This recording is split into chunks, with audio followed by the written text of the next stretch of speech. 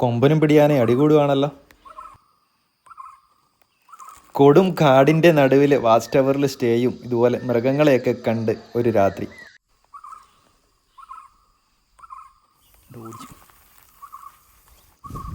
നമ്മളെ തന്നെ നോക്കി നിൽക്കുകയാണ്. കൊടും കാടിനുള്ളിലാണ് നമ്മുടെ ഇന്നത്തെ ഈ രാത്രി കേട്ടോ. കാട്ടുപോത്തിൻ്റെ കൂട്ടമുണ്ടല്ലോ നമ്മുടെ തൊട്ടടുത്തെത്തിയേ. കുട്ടിയാനെ പാല് കുടിക്കുമ്പോൾ വേറൊരാൾ മൂത്രം കുടിക്കുവാന്ന് തോന്നുന്നു. എന്നാ വലിപ്പമല്ല ഇതിന്. ഹായ് ഫ്രണ്ട്സ്, എല്ലാവർക്കും പുതിയൊരു വീഡിയോയിലേക്ക് സ്വാഗതം. പെരിയാർ ടൈഗർ റിസർവിലാണുള്ളത്. പ്രോഗ്രാമിൻ്റെ പ്രത്യേകത എന്ന് പറഞ്ഞാലേ കൊടും കാട്ടിലാണ്. കൊടുങ്കാട്ടിൻ്റെ നടുക്ക് ഒരു വാച്ച് ടവറിൻ്റെ ഉള്ളിലാണ് സ്റ്റേ കേട്ടോ. ഈ പ്രോഗ്രാമിനായിട്ട് റിപ്പോർട്ട് ചെയ്യേണ്ടത് തേക്കടിയിൽ ബോട്ടിങ്ങിനൊക്കെ പോകാനായിട്ടുള്ള പാർക്കിംഗ് ഉണ്ടല്ലോ, അവിടെ നമുക്ക് റിപ്പോർട്ട് ചെയ്തിട്ട് റിസപ്ഷനിൽ റിപ്പോർട്ട് ചെയ്തിട്ട് ബസ്സുണ്ട്. ആ ബസ് തേക്കടി ബോട്ട് ലാൻഡിങ്ങിലോട്ടായിരിക്കും പോകുന്നത്. അവിടെ നിന്നാണ് നമുക്ക് ബോട്ടിലാണ് കുറച്ച് ദൂരം ബോട്ടിൽ പോയിട്ട് പിന്നെ അവിടെ നിന്നാണ് ചെറിയൊരു ട്രെക്ക് ചെയ്തിട്ടാണ് നമ്മൾ സ്റ്റേ ചെയ്യുന്ന സ്ഥലത്തോട്ട് എത്തുന്നത്. നമ്മൾ അവിടെ നിന്ന് ബോട്ട് ഇറങ്ങിയിട്ട് ഏകദേശം ഒരു 2 കിലോമീറ്ററോളം നടന്നിട്ടാണ് നമ്മുടെ സ്റ്റേയുടെ അവിടെ എത്തുന്നത്. ഇതുപോലെ കാട്ടിനുള്ളിലൂടെ നടന്നു വേണം സ്റ്റേയിലൂടെ എത്താനായിട്ട്. നമ്മൾ സ്റ്റേയുടെ അവിടെ എത്തിയിട്ടുള്ളത് ഇതാണ് ഇടപ്പാളയം വാച്ച് ടവർ. കാടിൻ്റെ നടുവിൽ വാച്ച് ടവർ, അതിൻ്റെ അകത്ത് സ്റ്റേ ഒരു ദിവസം. സൂപ്പറല്ലേ.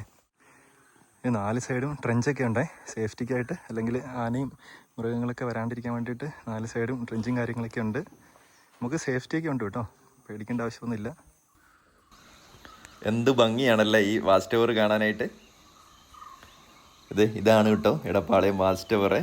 നമുക്കൊന്ന് ശരിക്കും ഒന്ന് കണ്ടു നോക്കാം. റൂമും ഇതിൻ്റെ സ്ട്രക്ചറും കാര്യങ്ങളൊക്കെ. ഇതുപോലെ സ്റ്റെപ്പുകളാണ് കയറി വരാനായിട്ട്.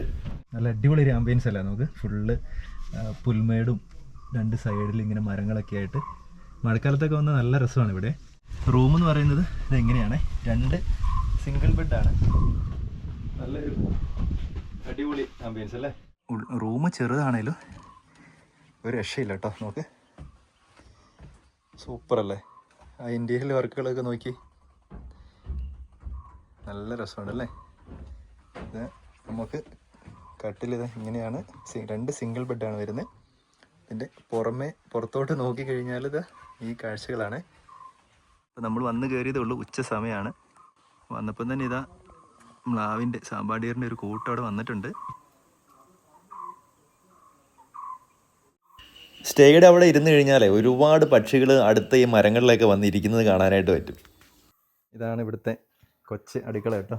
രവിചേട്ടൻ, ശ്രീനിവാസൻ ചേട്ടൻ, നമ്മുടെ സായികുമാർ സാറും ഉണ്ട്. ഇവിടുന്ന് ലൈവായിട്ട് ഭക്ഷണമൊക്കെ ഉണ്ടാക്കിയിട്ടാണ് നമുക്ക് തരുന്നത് കേട്ടോ.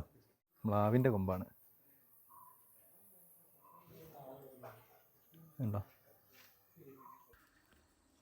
കാട്ടുപോത്തിൻ്റെ തലയോട്ട് നോക്ക്, എന്നാ വലുപ്പം അല്ലേ. ഈവനിങ് ചായ റെഡി ആയിട്ടുണ്ട്. കാടിൻ്റെ നടുവിൽ ഇതുപോലെ ചായയൊക്കെ കുടിക്കാൻ കിട്ടിയൊരു ഭാഗ്യം എന്ന് വേണമെങ്കിൽ പറയാം. ഈവനിങ് ആയപ്പോൾ തന്നെ ഒന്ന് നടക്കാൻ ഇറങ്ങിയാണ്. താമസിക്കുന്നതിൻ്റെ തൊട്ടടുത്തുള്ള സ്ഥലങ്ങളൊക്കെ ഒന്ന് നടന്ന് കാണാൻ വേണ്ടിയിട്ട് ഇറങ്ങിയതാണ്. ഒരു പുൽമേടിൽ കുറേ മ്ലാവുകൾ നിൽപ്പുണ്ടായിരുന്നേ. മേറ്റിംഗ് ടൈം ആയതുകൊണ്ടാണ് ഈ സാമ്പാടീറിൻ്റെ മെയിൽ ഇതുപോലെ ചെളിയൊക്കെ പുരട്ടി നിൽക്കുന്നത് കേട്ടോ. ഫീമെയിലിനെ അട്രാക്റ്റ് ചെയ്യാൻ വേണ്ടിയിട്ടുള്ള പരിപാടികളാണിത്. അവരുടെ ഒരു സ്പ്രേയും ഫെയർ ലെവലിയൊക്കെ ആണെന്ന് വേണമെങ്കിൽ പറയാം. നമ്മുടെ പ്രസൻസ് കണ്ടിട്ടേ തൊട്ടടുത്ത് ഒരു മ്ലാവ് അലാം കോൾ ചെയ്യുന്നുണ്ടായിരുന്നു. ഓരോ ആനിമലിനും ഓരോരോ രീതിയാണ് അവരെ ഇണയെ ആകർഷിക്കാൻ വേണ്ടിയിട്ട് ചെയ്യുന്നത്. ഇവിടെ മ്ലാവുകൾ സാധാരണയായിട്ട് ഇതുപോലെ ചെളി പുരട്ടുകയൊക്കെയാണ് ചെയ്യുന്നത്. കാട്ടിലൂടെ ഇങ്ങനെ ട്രെക്ക് ചെയ്യുമ്പോൾ ഇതുപോലെ ഒരുപാട് മൃഗങ്ങളുടെ എല്ലുകളും തലയൊട്ടികളൊക്കെ കാണാനായിട്ട് പറ്റും. കാട്ടിലൂടെയുള്ള ട്രെക്കിങ്ങിൽ സൗണ്ടുകളൊന്നും ഉണ്ടാക്കാണ്ട് വേണം നടക്കാനായിട്ട്. ഇലകൾ ഇങ്ങനെ പൊഴിഞ്ഞ് നിൽക്കുന്നതുകൊണ്ടേ, ഉണങ്ങി നിൽക്കുന്നതുകൊണ്ട് നല്ല സൗണ്ട് ഉണ്ട് ഇലകൾ ചവിട്ടുമ്പോൾ. അങ്ങനെ നമുക്ക് ഒരു കാട്ടുപോത്തിൻ്റെ ഒരു കൂട്ടത്തെയാണ് കിട്ടിയത്. കുറച്ച് ദൂരമായിട്ടാണ്, ഒരുപാടെണ്ണം ഉണ്ടായിരുന്നേ. നടക്കുന്നതിൻ്റെ സൗണ്ട് കേട്ടിട്ട് ഒരാൾ നോക്കി നിൽക്കുകയാണ് നമ്മളെ തന്നെ. ഒരു കൂട്ടം ഉണ്ടായിരുന്നേ. പശു കുടുംബത്തിലെ ഏറ്റവും വലിയ ഇനമാണ് ഇന്ത്യൻ വൈൽഡ് കോർ അല്ലെങ്കിൽ നമ്മുടെ കാട്ടുപോത്ത്. കാണാനും ഏകദേശം പശുവിൻ്റെ ആ ഒരു ലുക്ക് തന്നെയാണല്ലോ അല്ലേ. പെരിയാർ ടൈഗർ റിസർവിൻ്റെ കീഴിലുള്ള മിക്കവാറും പ്രോഗ്രാമുകൾ, ട്രക്കിംഗ് പ്രോഗ്രാം ആയാലും സ്റ്റേ പ്രോഗ്രാം ആയാലും സാധാരണയായിട്ട് കാട്ടുപോത്തും മ്ലാവുകളൊക്കെ കോമൺ ആയിട്ട് സൈറ്റിങ് കിട്ടും എന്നുള്ള ഉറപ്പാണ്. ഇതേ മറുവശത്തെ ഒരു സാമ്പാടിയർ ഉണ്ട്. സാമ്പാടിയർ ഒരു കുഞ്ഞുമുണ്ട്. അതുകൊണ്ട് തന്നെ അമ്മ സാമ്പാടിയർ ഇതാ നല്ല അലർട്ടായിട്ടുണ്ടല്ലോ. നമ്മുടെ പ്രസൻസ് കണ്ടപ്പോൾ തന്നെ കാടിൻ്റെ ഉള്ളിലോട്ട് കയറിപ്പോയി. ഇരുട്ടായപ്പോഴത്തേന് നമ്മൾ നിൽക്കുന്നതിൻ്റെ തൊട്ടടുത്ത് വന്ന ആളെ കണ്ടോ. ഇത് മിക്കവാറും ഈ ഒരു ചുറ്റുപാടുകളിൽ തന്നെ കാണുന്നതാണ്. മണം പിടിക്കുകയാണ്, ഭക്ഷണത്തിൻ്റെയൊക്കെ മണം പിടിക്കാന്ന് തോന്നുന്നു.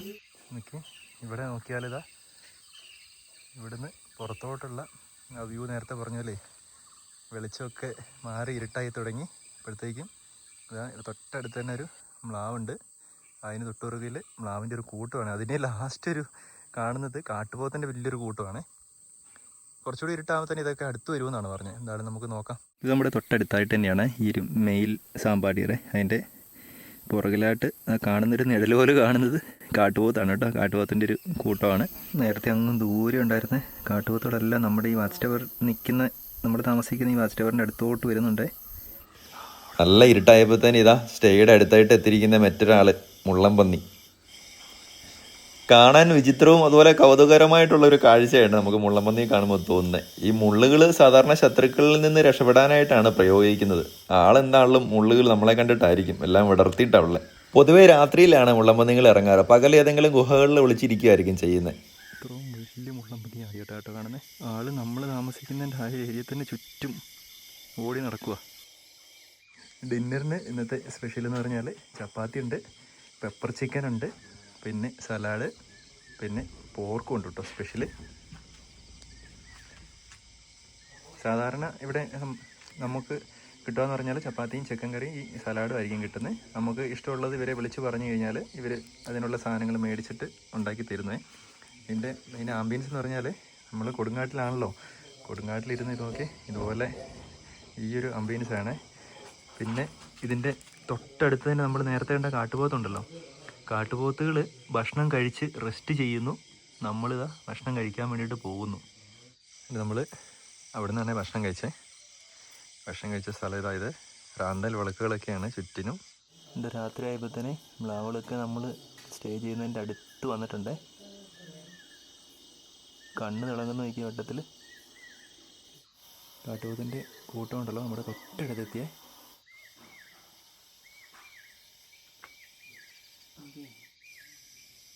എല്ലാവരുടെയും വയറൊക്കെ തെറിഞ്ഞ് അയവിറക്കുവാണ്.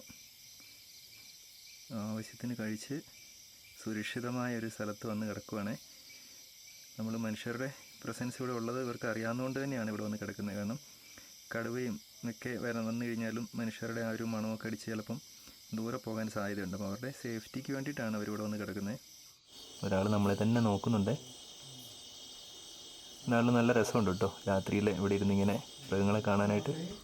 കാട്ടുപോത്തുകളെ കിടക്കുന്നത് ഓരോ സൈഡിലോട്ട് നോക്കിയിട്ടുണ്ട് കേട്ടോ. 4 സൈഡിലും അവർക്ക് വ്യൂ ഉണ്ടെന്നുള്ളതാണ്. കടുവ മറ്റേ വന്നു കഴിഞ്ഞാൽ ആരെങ്കിലുമായിട്ട് കണ്ട് അവർക്ക് ഓടാനുള്ള സമയം കിട്ടുമല്ലോ. അതെ, ഇതുപോലെയാണ് കേട്ടോ രാത്രിയിൽ നമ്മുടെ സ്റ്റേയുടെ ആ ഒരു വ്യൂ വരുന്നത്.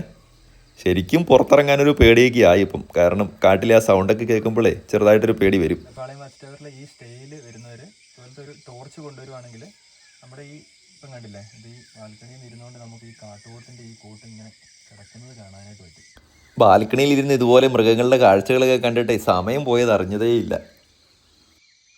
നമ്മളിത് രാവിലെ റൂമിൽ നിന്ന് എണീറ്റ് കഴിഞ്ഞാൽ കാണുന്ന കാഴ്ചയാണ് കേട്ടോ.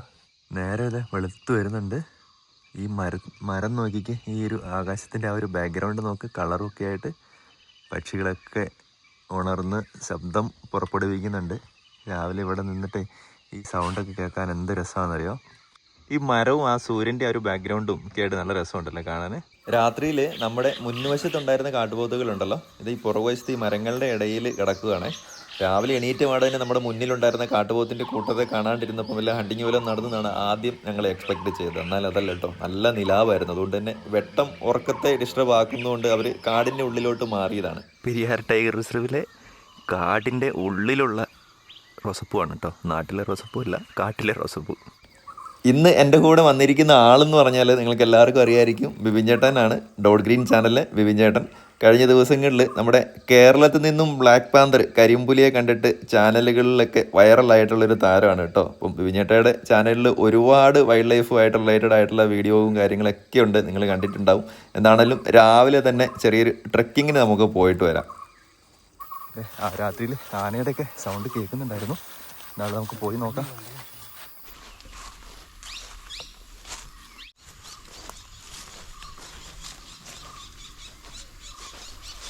ദൂരത്ത് നിന്നുമേ ആന എന്തോ മരക്കൊമ്പുകളൊക്കെ ഒടിക്കുന്നതിൻ്റെ സൗണ്ട് കേൾക്കുന്നുണ്ട്. അതുകൊണ്ട് ഗൈഡും ബീറ്റ് ഓഫീസറൊക്കെ ശ്രദ്ധിച്ച് കേൾക്കുവാണ് ഏത് ഡയറക്ഷനിലാണോട്ട്. ഇനിയിപ്പം നോക്കി വേണം നമുക്ക് പോകാനായിട്ട്.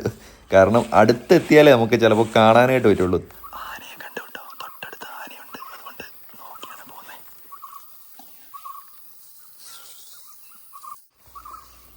നമ്മൾ ട്രെക്ക് ചെയ്ത് പോകുന്ന ആ വഴിയുടെ അവിടെ തന്നെയാണ് ആനയെ.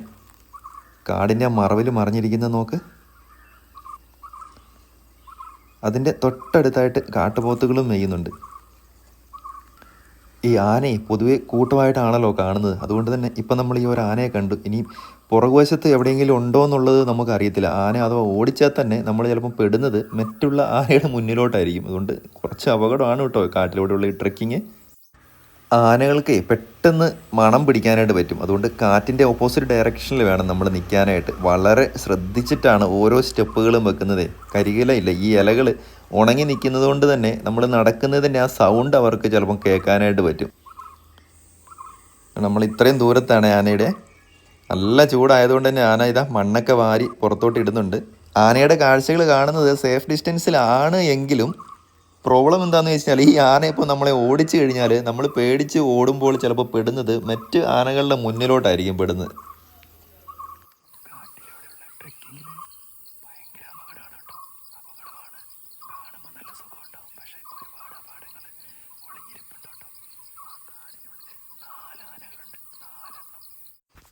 ആദ്യം കണ്ടുകൊണ്ടിരുന്നത് ഒന്നായിരുന്നു. ആ ഒരു ആനയുടെ അടുത്തോട്ട് ബാക്കിയുള്ള 3 ആനകളും കൂടെ വന്നേ. തൊട്ട് മുന്നിലത്തായിട്ട് കാട്ടുപോത്തുണ്ടേ. ഈ കൂട്ടത്തിലൊരു കൊമ്പനുണ്ട്. അമ്മയാനയോട് സ്നേഹപ്രകടനം നടത്തുന്നത് നോക്കിക്ക്.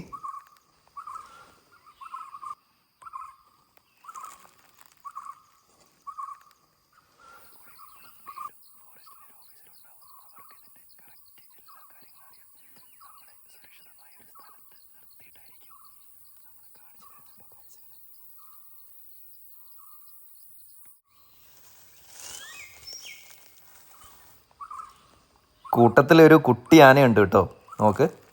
അതിനെ നടുക്ക് നിർത്തിയിട്ടാണ് തീറ്റ തിന്നുന്നത് ബാക്കി ആനകൾ. നല്ല രസമുണ്ടായിരുന്നു കുട്ടിയാനനെ കാണാൻ. പക്ഷേ കുറ്റിക്കാടുകളുടെ ഇടയിലായതുകൊണ്ട് വിഷ്വൽസ് അത്ര ക്ലിയർ ആകുന്നില്ല. ഇതിൻ്റെ താഴ്ഭാഗം എന്ന് പറഞ്ഞാൽ ഒരു ഓപ്പൺ ആയിട്ടുള്ള പുൽമേടാണ്. അങ്ങോട്ട് മിക്കവാറും ഇറങ്ങും.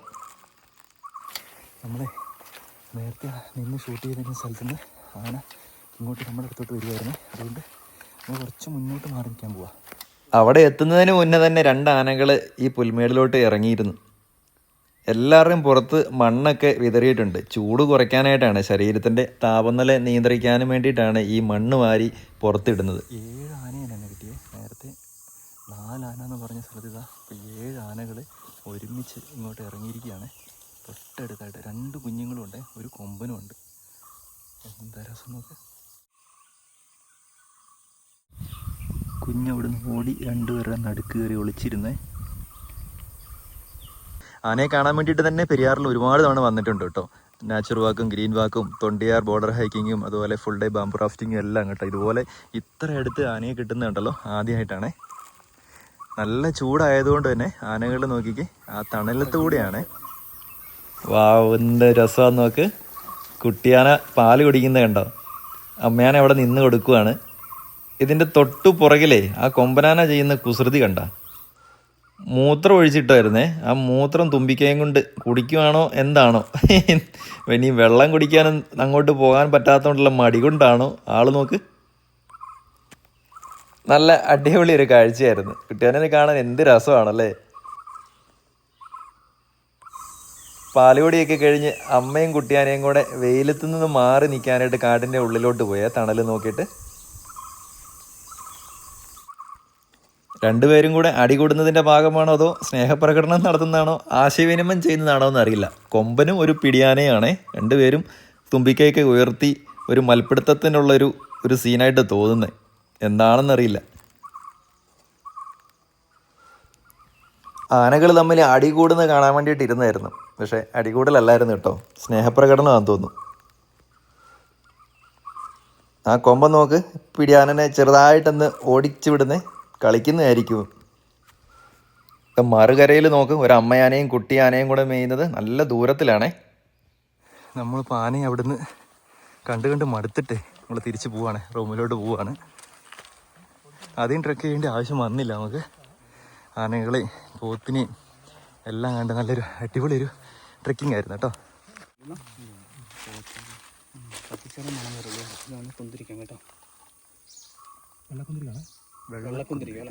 ഇതിന് വില കൂടുതലാണോ? ഇത് ഈ മരം റയർ അല്ലേ? എല്ലായിടത്തും ഇല്ലല്ലോ മരം. എന്തൊരു വേറെ ഒരു കുന്തിരിക്കത്തിൻ്റെ മരമാണേ. ഇതുകൊണ്ട് ഇപ്പം അത് ആന കൊമ്പും കൊണ്ട് കുത്തിയതാണ് ഉണ്ടായത്.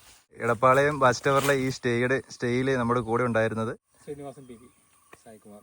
അപ്പോൾ ഇവരായിരുന്നു കേട്ടോ ആനയൊക്കെ കാണിച്ചു തന്നെ. നമുക്ക് ഇന്നലെ വൈകിട്ടൊന്നും ആനയെ കാണാനൊന്നും പറ്റിയിരുന്നില്ലായിരുന്നു. അപ്പോൾ രാവിലെ നമ്മളിങ്ങനെ പറഞ്ഞപ്പോൾ നമ്മളിതാ ആനയുടെ 1 അല്ല 7, 2, 9 ആനകളെയാണ് നമ്മൾ കാണിച്ചു തന്നെ കേട്ടോ. ഒന്ന് ചോദിച്ചാൽ 9 തരും അല്ലേ?